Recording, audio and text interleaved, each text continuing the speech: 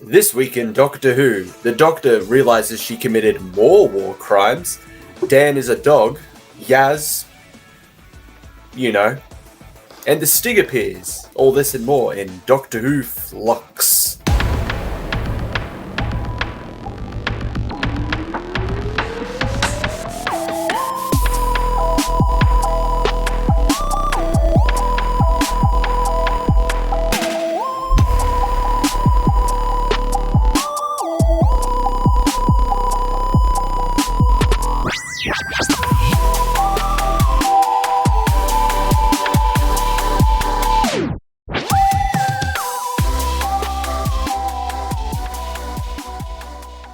Welcome back to Mad Men with a Box.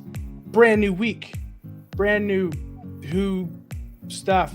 And with me, I got Oz Chris, Professor Pixel. So this week in Doctor Who, it's time for This Week in Doctor Who. You guys ready for some stuff? I'm ready for some stuff. I don't mean to cut in, but I sort of already have the last title of Doctor Who Flux. If really? I'm okay. I know that we've all seen it, but I got a special peek at it, so I went ahead and I'm gonna go ahead and show it. Let me just share my screen. What do you got? Chapter 6, The Vanquishers. That is a good ending title right there. Oh no. Oh. What? Oh, you saw the secret message. I can tell. The Vanch. I know. It's a little... Yeah. It's a little spicy, but I think it'll be okay. Oh, I saw queers. The true villains make their appearance. No! No. I think you already have yours already, huh? Don't you, Jimmy? Yes, I got another one. If you don't like this red color, and this week I think we have a royalty going to be a guest star in this one. He is the king. I'm talking about the king of pop, baby, Michael Jackson. Yes, my favorite episode, T. Vanquishers. No, the T's silent. The T's silent, like in pterodactyl. So it's. Wait a minute. Wait, what? The T is silent in pterodactyl. Yes, my favorite flying dinosaurs, the pterodactyls. Michael Jackson wanted to buy the rights to Spider-Man from Marvel so that way he could star in a movie. Well, after that failed, he went to the BBC and was like, hey, I can't be Spider-Man. How would you feel about me being the Doctor? I would love Michael Jackson as the Doctor. Just like walk up to the Daleks and just be like, hey! I'm the last Time Lord. Wherever is. You know what? And Daleks, Daleks, I don't like you here. You gotta beat it. Beat it, Daleks. Just beat it. The first would be the first black then white Doctor. That goes into what I was saying. He's already changed his face, so he has a personal experience to that. He is a Time Lord. Although I think we're gonna hit a very huge roadblock. He's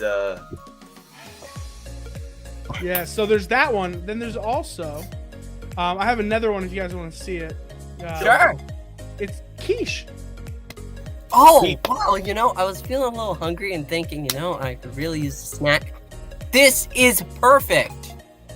This is perfect. We need more food Doctor Who episodes. It's really insightful for the end of this, because after they defeat the Flux, handle it, they're all going to just sit around, the Doctor with her fam, eating quiche. Yeah. It's like the Avengers with, what was it, shawarma? Shawarma. Whatever it is. Yeah. I've always wanted to try shawarma. I'm going to throw something in. These titles are actually, that's not what they actually are. What the hidden message is that it's actually just about the Doctor's favorite video game. That's Vanquish. Oh. Yeah, the Doctor is just a big fan of Vanquish. Now, more news with Doctor Who. Now, we all know the Daleks are scary. We all know that. just by their presence alone, everyone goes, "Oh fuck!" But the Daleks are scary. Oh, Have you seen them in 60 FPS though? I mean, let's be honest. Oh God! No wonder. I'm just saying that they could be even worse. I think so.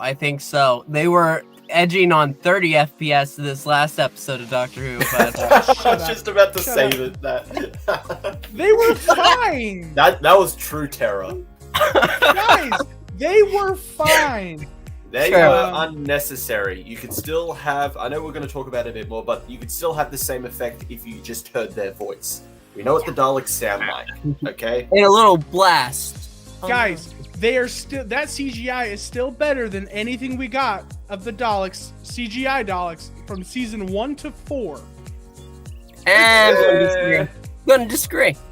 But debatable. I have something to share because there was a little picture.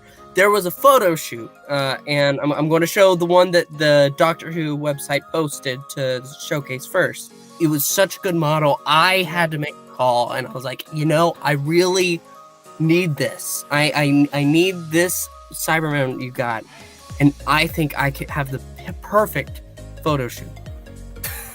The nice fire warming against the metal. You can see it right there. Draw me like one of your French girls, Doc. I wasn't drawing. This was a picture, okay? And to look at that fire, you had to find the right amount of crispiness. Out of all of them, some of them you it looks good. Thank you.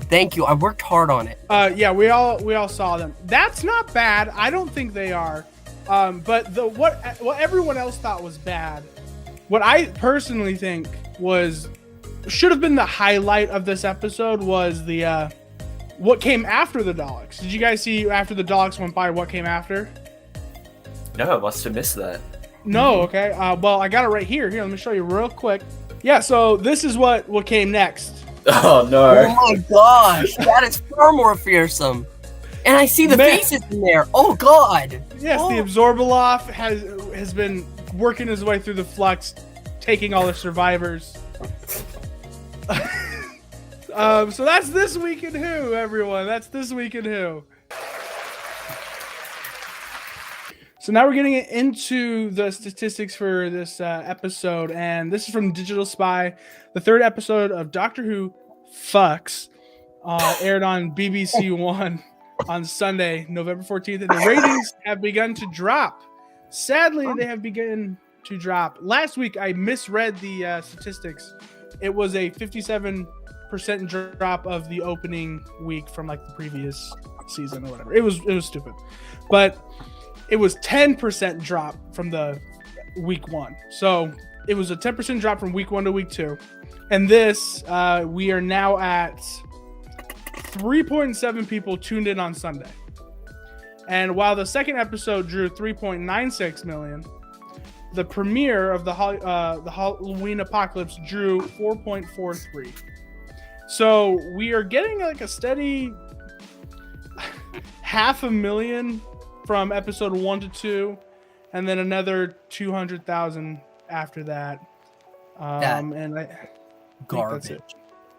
That's garbage ratings. Like, listen, if you want to talk about the state of the show, okay, that's one thing, and we could go into deep conversations about how it's been run and stuff. But when you look at those viewing statistics, that is beyond horrible. That's some of the worst that we've seen in a long time. It actually is the worst we've seen. It is the worst, period. I think the lowest was 3.4. But this is like the lowest for the third episode of any series. Yeah, this is horrible. And, it's really sad and unfortunate. But I think that'll lean into us talking about this episode. Who wants to start that? Hold on. We gotta keep talking about the ratings part because Russell T Davies came out with a statement kind of recently talking about his BAFTA winning show Cucumber. or if you're British, cucumber. Someone asked him, would you rather have a BAFTA or views? And he said, views. I'll take more people watching my show than a BAFTA any day of the week. So what that says to me is it is his goal to make this show successful again. They have to admit defeat that, yes, this era of Doctor Who wasn't the best. Minus the season. This season, fucking banger. Yes, all right. Mr. Tardis, another Who-tuber, talked about when his friends met Russell T Davies last year, I believe. And they met him and said, like, what's your thoughts on the show? Alec kind of sadly, depressingly, and like insinuating, like, yeah, it's probably not that good. And he said, oh yeah, the show is great. And then looks at them and goes, it's not really that great, just between you and me, and kind of walks away. And like, I'm like, he knows. Okay, he knows. So the guy who's the showrunner, who's coming up, understands that the show is not really in the best spot, and it is now he's making it his job to bring in more viewers and make it for basically anyone. I guess I don't know how to put it. Like make it good again. Yes. Make Doctor Who great again. This episode wasn't great, and the ratings don't reflect that because they had no idea that this episode was coming when they decided to drop off. This episode is a real mess. And while we have a mess of the first episode and it leaks into the second episode, this one is all over the place. I thought, genuinely, that this first starter was leading into all of the rest of the show.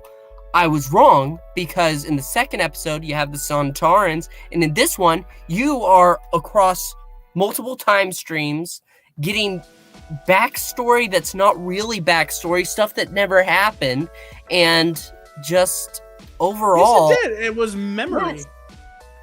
Okay, but you heard, there's a moment... For two people, the other two weren't particularly because necessary. Yaz never lived in an apartment with her sister like that. They never said they lived together. Okay, but my point was they were staying there, and she tells the Doctor when she appears, because she's appearing in everybody's time stream, this never happened. What the hell am I doing here? What is this? And then No. She said the details were all wrong. Well, yeah, they are all wrong. And then you have Dan, who goes on his date that he never made. No, you just went over my comment. She said the details are all wrong, as if some things stick out that weren't there. Meaning that did happen. That whole conversation happened. It's just certain things in that conversation stuck out as didn't happen. Okay, but Dan's did not happen. Why? Because we know this because they were supposed to be going on a date. And at the end, towards that date, she says, "Why did you leave me? You never appeared and I was waiting for you." That did not happen. And that one did not happen. So you also have moments where he's leaking into other time streams and he's talking to the old British man we keep bringing up. Again, Joseph Williamson. Just there. Not necessary. Again, I feel like that until we get to his episode, get to the reveal of like what his point in the story is. I have a feeling it's going to be episode 6. There. It's probably going to be episode 6. I'm agreeing with Jimmy on this. It's going to be until like right at the end is going to be the Joseph Williamson episode, because it's getting annoying at this point. Like, he's so unnecessary. Just to piss you off. I don't want them to piss ever. Me off. Yeah, personally. I don't want them to ever bring it up again. I just want him to show up randomly, just so people go, "What the fuck is this guy?"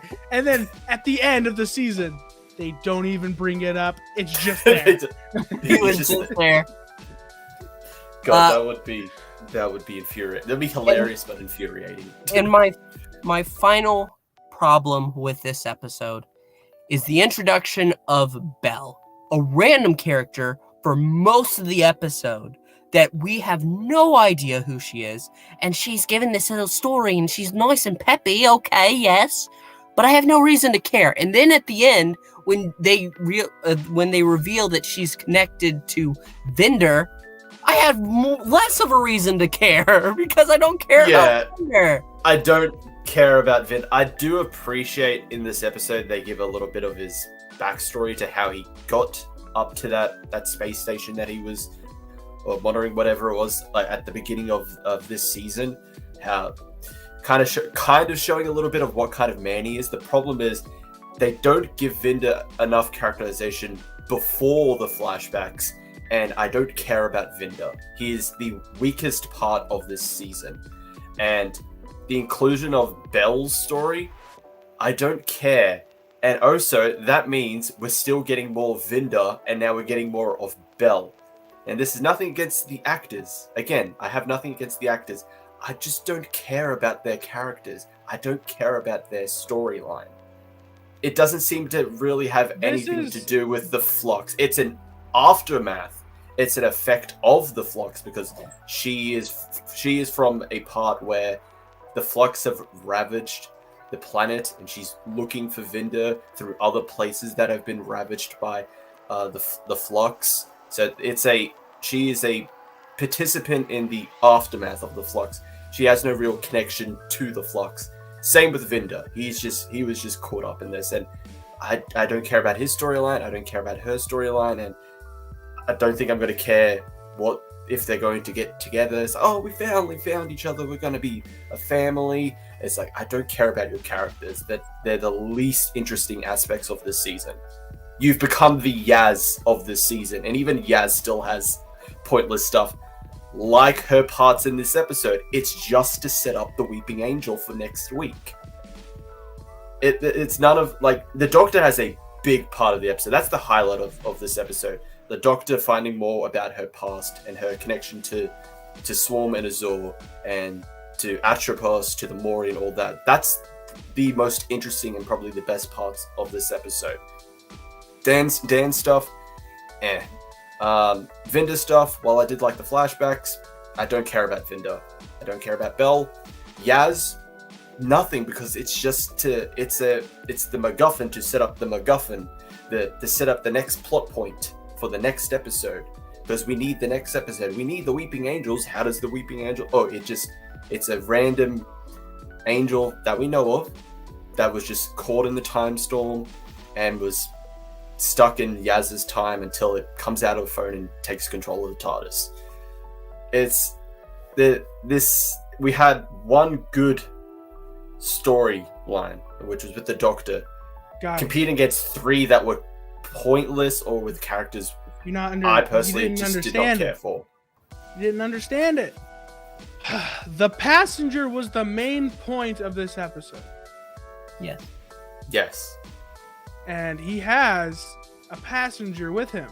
My thought is, and I'm guessing he's going to get more. He's going to get more. I think everyone who's died in the Flux are going to be inside the passengers.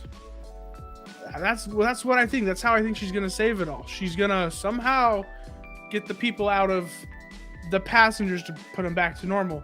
While also, there was story to the flashbacks. Find out more about Dan and his backstory so we can connect to him when he either passes or goes away. And we're also going to find out the Doctor's backstory with the Ruth fugitive Doctor. The Doctor was the Ruth Doctor was the one that was originally between battles with Swarm and Azor, and she learns how to stop them through the Mori. Yeah. And I feel like she is gonna have to go back to her past to figure out how to stop it again. What's happening right now with the Flux? Because here's the thing no one's talking about. Her name is the Fugitive Doctor. Yeah. Why is she called the Fugitive Doctor other than she committed crimes at a certain point and the Jadoon wanted her, but no one knows why? Is it me, or does that sound like the Ruth Doctor invented the Flux? I don't know. See, that's a part of the problem of this episode. It's such a mess that any theory that we make has to be chopped down to in between each little segment. It's a mess, and there were people that complained the first episode was a mess.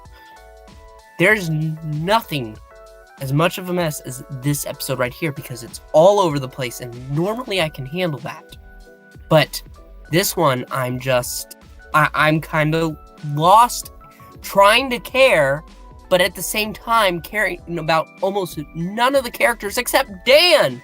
And even then, his backstory is just not real. So why am I... I disagree. I like this episode a lot. Like, even the thing with Dan, I think that could have been like a past thing that, like, how do we know this is the first date between Diane and Dan? That's what they implied. They made it seem because he says, "Oh, I set a date," and then he was taken. And then, unless they say it, yeah, it's not true. It's like one of the first things you learn in like film school. Unless they say it outright. I think there is some implication there that I can't remember. I'd have to go over the episodes, but yeah, because he mentions the whole he used to be married or he was engaged, and then she called it off. So I feel like gonna be Claire.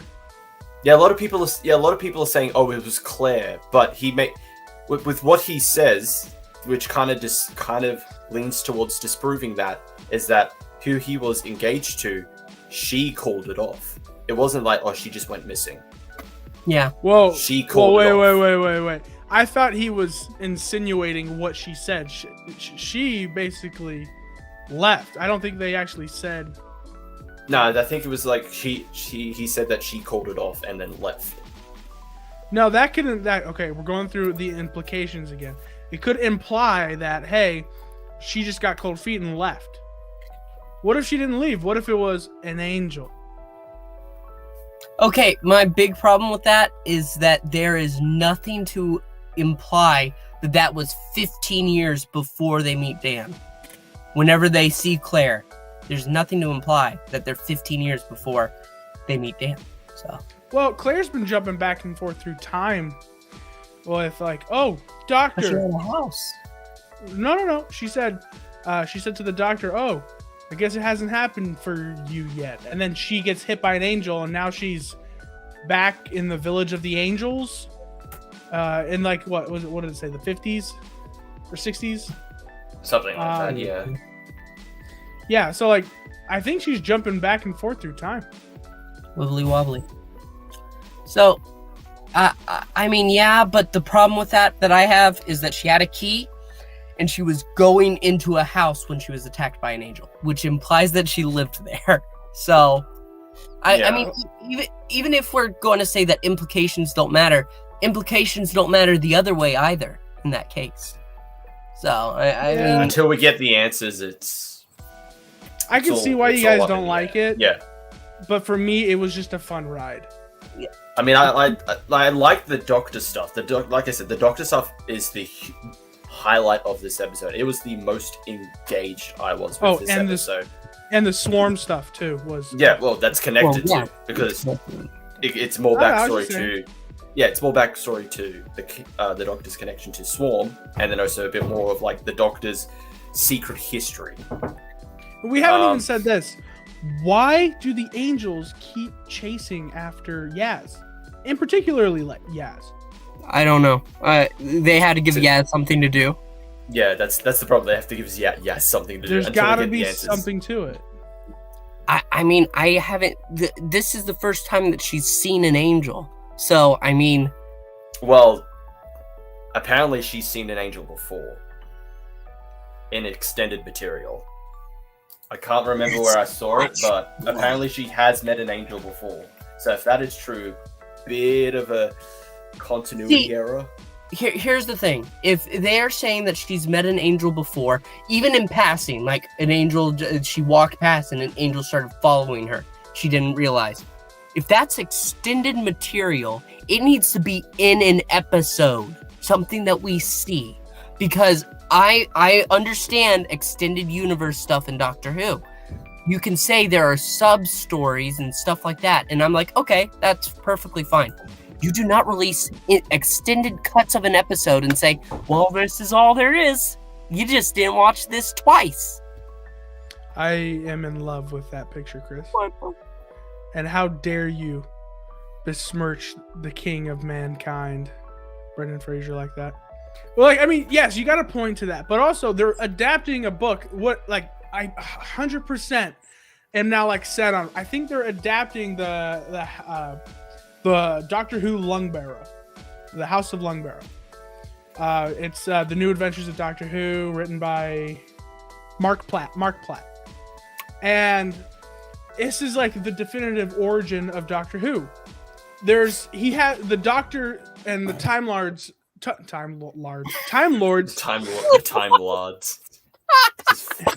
My nasal cavity right here is like full.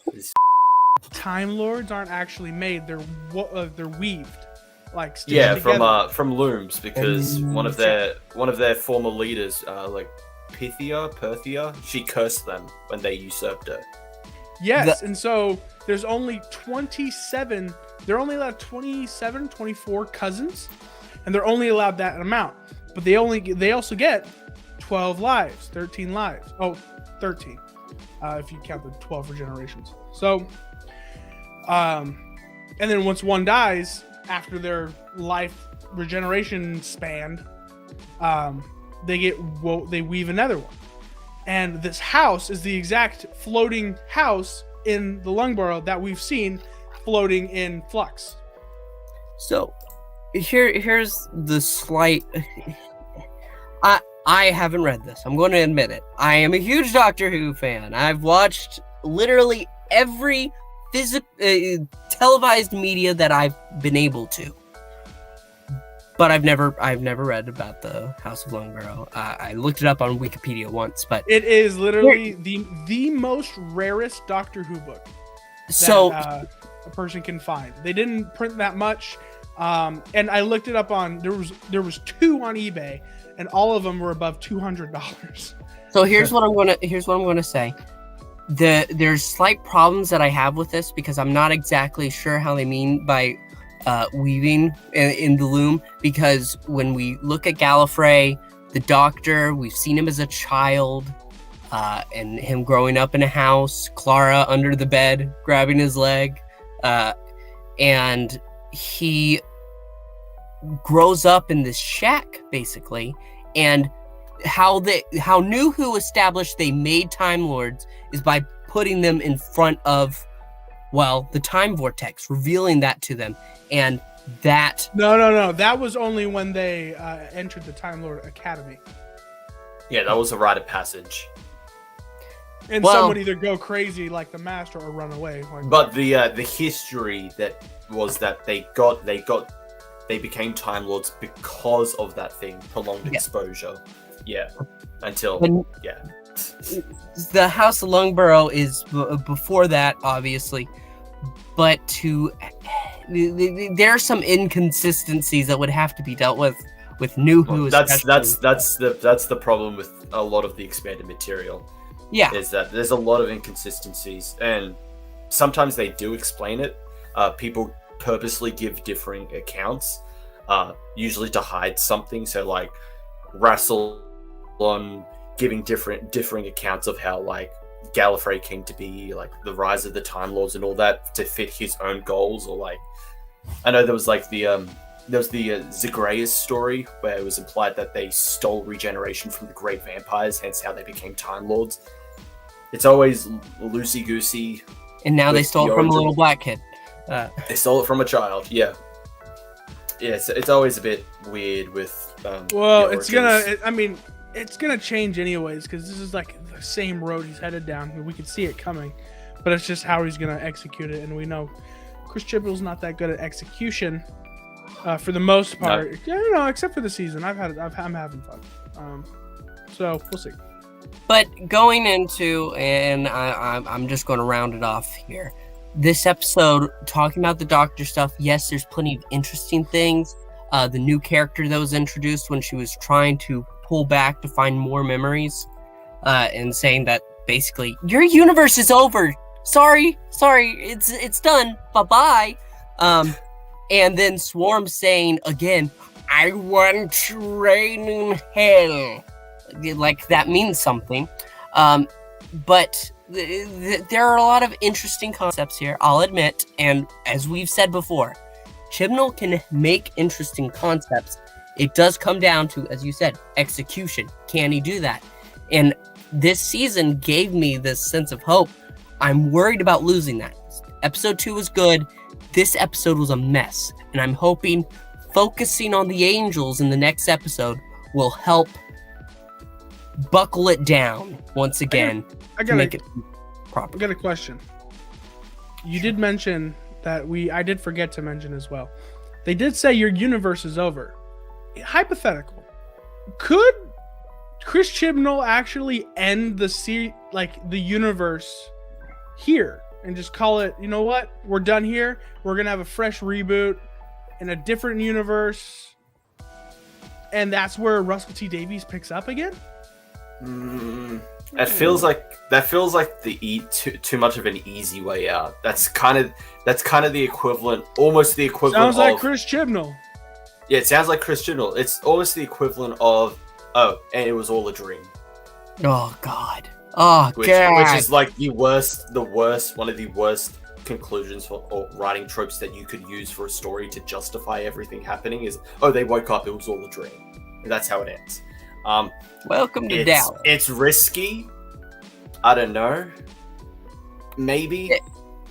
I just feel like they just say that because I know there's different universes. So. I mean, like, what if it's like, oh, the Doctor lives, and it is just a rebooted universe, and they're just gonna start all over again, but it's still the same Doctor.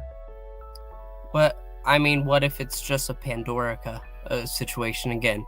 Oh, the universe is over. I mean, not really, because I brought it all back and everything is pretty much the same. But yes, the universe died. Yeah. I mean, we won't know until episode 6. That's the thing. The conclusion. 3 episodes left, and then we have 3 specials.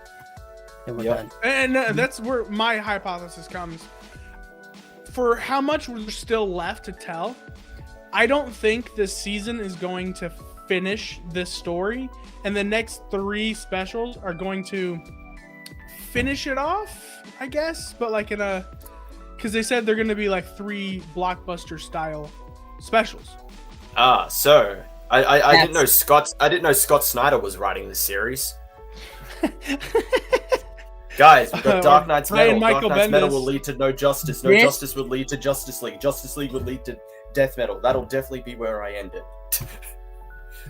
Yeah. This is bullshit. Otherwise, if you don't finish a season properly, leaving it with a cliffhanger is fine for like a mid-season finale, but you need to finish off with something to make us feel like that was a season of Doctor Who. Otherwise, I feel like they will, but they're gonna leave us on a cliffhanger. This cliffhanger is bullshit. Let me explain why. Because they reveal. Nope. I gotta. The Weeping Angel appears. Okay, that's fine. And it moves slowly with the blinking lights to the console, and it's starting to take over. And the Doctor looks and says, the angel has the TARDIS. The angel has the TARDIS. And then it kind of just ends.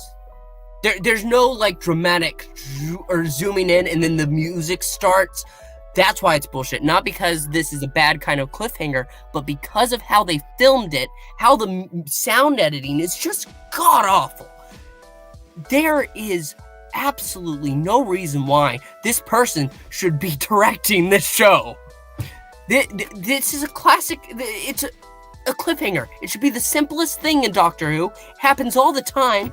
You go ahead and you make you feel like, oh my god. But I can't feel that when it's like you see the angel glitching and then it just fades to black and next week on Doctor Who. No! Oh, that's a great thing because think about it. The angel needs to get them to this village. Yes. Hear me out. I've been saying, you know what? I don't know if I've been saying to you guys, but I've been saying to a couple of my friends on Twitter. So like, what if the angels are actually helping? Because they know they're survivors. They want to live, and if this flux is killing everything, the doctor's getting people that she needs to this one point. Bring the and then bring her here. Be like, here, you got everyone you need. Now do your thing. The one problem with that is that the introduction of the Weeping Angels, the first ever episode, Blink, they wanted the TARDIS as food, as a food source, which kind of fits with this. I don't know. They can't have the TARDIS if the whole universe is dead. We're talking about two different things. You're talking about the ending itself, which I said is fine. The way that it was filmed and handled was atrocious. I don't feel anything. There's simple things that you do that fit the vibe of especially New Who. There was nothing. There was no pull. It was the angels have the TARDIS, and just fade to black. Like, that's what the rad. hell kind of pull out is that? What are you talking about? That's rad. No, my That's point the is first time we've seen that. No, you're misunderstanding what I'm saying. It's not what was said. It was the execution, like the physical filming execution. Okay. It's very simple. That's totally different. Yeah. Yeah, that's what he's trying to say. Yeah, he has no problem with the actual scene itself, just how it was made behind the scenes. And I liked it. How I actually filmed, thought yeah. I thought it was okay. I liked it. It's so simple. Like, you pull that moment. We go back to A Silence in the Library, Part 2. The music's amping up. You see the threat, and then you see the doctor in a kind of shocked state, and you cue up the music for the credits. It's not hard. Sorry, I'm a little pissed off about this. I think that you're getting a little worked up just about something kind of small. I'm sorry. I think that's like a very minor thing. I mean, how something is presented to you is very important, especially when it's your job. Yeah, I think it's fine. I think it was just fine. But if you didn't, that's your thing, and I can't really argue that. Yeah, no, I'm not going to fight about a weeping angel taking over the TARDIS. That's like, oh my gosh, of course. Well, we can talk about the angels themselves, because we said the week before on our last podcast we thought the design was kind of ugly. When we see it now, still, I like them. I think they look good. I will say, they don't look as bad seeing them in the actual episode. I just think that poster, that image that they used to promote it, like here's the new Weeping Angel, I think it was just at a bad angle. I still don't particularly care for the redesign. I think that the promo, the initial promo image was just poorly angled. So it just looks, the face just looks weirdly bigger compared to everything else. Really? It's the other way around for me. The faces look small on the heads. It's like, meh, like almost if you put the baby angel faces on the big No. The face was fine. It was the mouth themselves that were kind of small. Like, okay, they were just they were just like that big. Yeah, it wasn't that giant mouth that we got with Blink and everything else. Yeah. It was kind of newer, and it kind of just looked basic. But I thought it was fine. And I'm really excited for this upcoming episode, The Village of the Angels, because the writer for House of Diodati, the Mary Shelley episode, is returning, and I'm like, oh, we're gonna get some horror. Hell yeah! I mean, you got a good choice with the Weeping Angels. I will say my only worry is that, I don't know, depending on like how the episode goes, my opinion could change when I see the episode. How like the promo is framed and everything, it seems like it's deviating away from the Flux story to just tell a Weeping Angel story, which is fine, but this is a 6-part story. See, so unless there is some connections, even more so to the Flux in this episode. It feels like it's going to deviate away from it to do a standalone-ish episode. I could be wrong, but that's how I got. That's the feel I got from the teaser trailer. I am thinking and hoping it's like the Sontaran episode. The angels are using that's what I'm hoping. As a flux point within the village, and that's what it's supposed to be. Like the blue, purple particle things that eat things. Yeah. That probably. Yeah. Because they're setting up the weeping angels to be, oh yeah, they're definitely the reason why this entire village disappeared. But it could be that the flux came in, wiped them out, and the angels are doing their attack to get to the village first. You know what's really cool is what we're gonna see in this episode, because we saw it in the original trailer. Vinder, his scenes in this past episode with Craig Parkinson, the Grand Serpent, he's going to be making a return, and I can't wait. He was the best character in that whole episode. I thought, oh my god, when he was on screen, I was like, oh my guy, take the lead. Very obvious bad guy. I mean, he calls himself the Grand Serpent. I'm the Grand Serpent. I am evil. You're protecting me. I mean, I did like him for the little that we got him. I did like him. It's a good opposite to Vinder, who is kind of conflicted. He's like, well, I have to do my job. I'm bound to do my job. This is what I signed up for. But what he's doing is wrong, and I have my own opinions. Yeah, I just and don't. And he sticks to his guts. He could just let it sweep under the rug. He gets to still have a normal life, no worries. But nah, he does the right thing. Gets punished for it, but he did the right thing. Yeah, I just don't care. Yeah, I just don't care about Vinder. I appreciate the backstory for Vinder, giving him a bit more. I still just don't care about Vinder. It's everybody's favorite time. Theory time. Oh boy. And there is a theory going around because Belle, we learn, is pregnant with Vinder's child. You're telling me there's gonna be a baby Belle? You're already in the corner. Turn around, face it. But yes. No, sorry. I'm sorry. I had to say that because someone tweeted out. Someone tweeted out the picture of him saying, "Oh, I got the idea of Carvanista by owning a dog," and so but they edited it. It was like, "Oh, I got the idea of Belle being pregnant by eating a baby Belle." So the theory is that Belle and Vinder are the parents of the timeless child, aka the Doctor. I saw something with Chris Chibnall saying Belle is kind of like her own character, like her own tool, a master of her own destiny, like something to the likes of that. And he emphasized the master. Fuck no. Fuck. My thought is, I swear to God, if we get more fucking masters, more than one this season, I'm gonna be upset. If there's two. For some reason, I don't even know why the BBC. I guess they just didn't care. The idea of bringing back the Master, not even 12 episodes. It was right after 12 episodes, so 13 episodes later, let's bring back the Master, even though it seems that we killed him. Again, that's the problem with expanded material. The expanded material explains how the Master is back. Oh, really? They already did a story about how... So when we last see the Master, Missy, she is perma-killed by the Harold Saxon Master because, you've gone against what we've always been. We've hated the Doctor. You're siding with him. I would never want that to happen, so I'm going to kill you.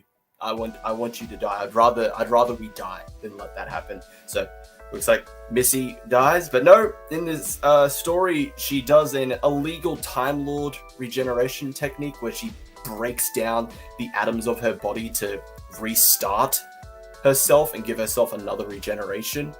And she regenerates into, I think she calls herself the Lumiat, master that just wants to be good. Is just entirely good. And the way she does this is like, well, I'm just going to go back in time and just mess with my own timeline to ensure that we're better. She tries that with an earlier version of Missy. That sounds really Doesn't go well. It doesn't go well. She ends up fatally injured. She starts to regenerate, and she said she wonders to herself, I don't think what I am is going to continue in the next regeneration, which is be a good person, which is then we get the master that reappears in Jodie's season. Well, here.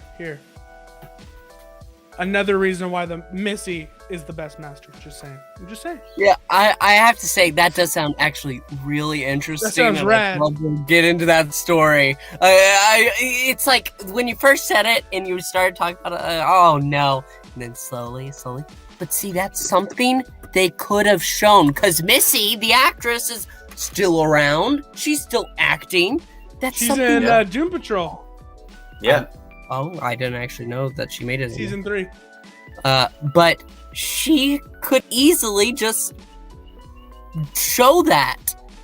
That's the problem with over-reliance on expanded material. They expect you to know this, but I would kind of argue most people just watch the show. They just want to watch the show. They don't really want to delve into the other stuff because that's optional. That's not required. Totally agree. I shouldn't have to do extra homework to understand something in the show.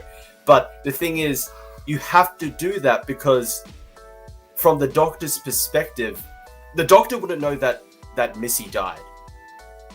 The 12th Doctor wouldn't know. And then going into the 13th wouldn't know. She would just automatically assume, oh, something happened to Missy and she regenerated into this version of the Master, the Spy Master. But if you've read the expanded material, you know. But if you haven't read the expanded material, you're like, wait, Missy permanently died. How could she have regenerated? So here's what I'm going to say. They could have had O Doctor, as we'll call him. Have him explain the story and even show just a little bit how Timeless Children, but master version. I mean, seriously, he wasted an entire episode telling us bullshit that we didn't want to hear. You might as well tell us something that we're interested in. But I do like that the extended adventures and stuff. They can flesh out things more, but it's not required. That it should never be fully required. And the fact that they set it up to be that way means they went ahead and just screwed themselves more than they've already screwed themselves. Yeah, Halo. Exactly, yep. Halo 5. Hey, you want to know about these new characters? What the hell's going on in the story? You're going to have to read these books. You're going to have to read these comics. You're going to have to listen to this audio series, which doesn't factor into the game. You're going to have to watch this TV show. You're going to have to do all these things just to understand the plot. And that is the worst possible way you could tell a story, by being over-reliant on extra homework. Yeah, and that's why when Russell T Davies takes over, I'm going to be so happy. There's so much shit going on. He's just going to tell it like, in there. And if there's something that leads into something in the future, there's going to be a callback to it. It was actually set up. It's like, yes, good plot, good storytelling. All right, we are at almost the 1 hour mark. Are we gonna rate this episode? Starting with Chris, the man down under. Okay, this episode, aside from some of the Doctor stuff, half a bit of the Vinder stuff, it wasn't particularly the best. It's probably, until we know what the other episodes are like, is the weakest of this season. So I'm gonna have to give it a 6 out of 10. We shouldn't be getting more questions. We're in the middle point. We should start getting towards the answers. My rating of this episode is exactly the same. It's a 6. It's not that good. There's interesting stuff, but I just don't care about most of it. You introduce a new character when we've already been introduced to Dan, his dog, and Vinder, and you're just adding more. I'm sorry, I'm trying to care about the stack you've already given me. Don't throw new things in and act like I should care. because I don't. And I hope that I can, but I don't think I will. So it's a 6. I hope Evil Dan gets you, because treating Carbonista by just, oh, his dog, show some respect. So you guys are gonna hate me. I really liked the vendor stuff in this episode.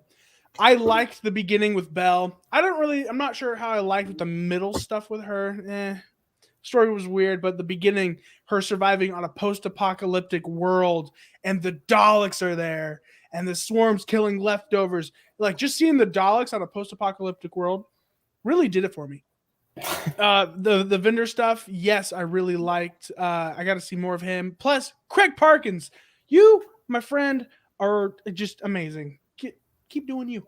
And yes, the Yaz stuff, finally, I kind of liked that.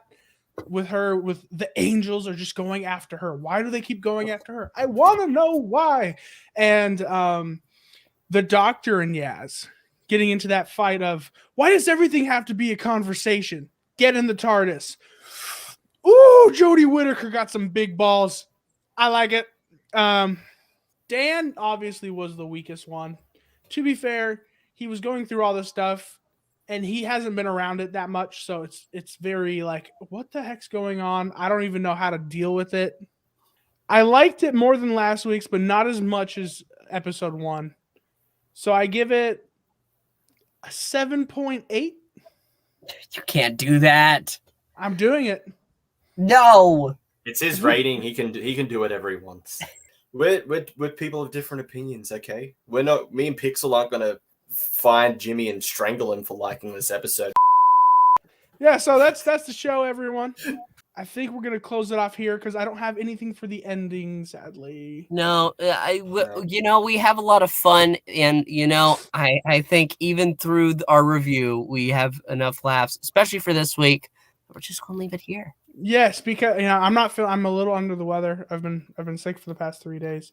Chris is sick, and Professor sick. We're actually all sick. I don't know how. We don't even live on the same side of the world as each other. Professor Pixel, is on the East Coast of the United States. Chris obviously is in one of the worst countries in the world, Australia, and I'm on the West Coast of the United States. So we're all over the globe. Probably this episode just made us sick. So. Also, like oh, don't you? How dare you? How dare you? Yeah, so I think we also had technology problems in the beginning, which I've been having throughout this whole process. So we're going to end it here. If you liked the video, make sure you like the video. If you didn't, that sucks. Like it anyway. Chris, you want to take us out, man? No, what? I'm outroing? Shit.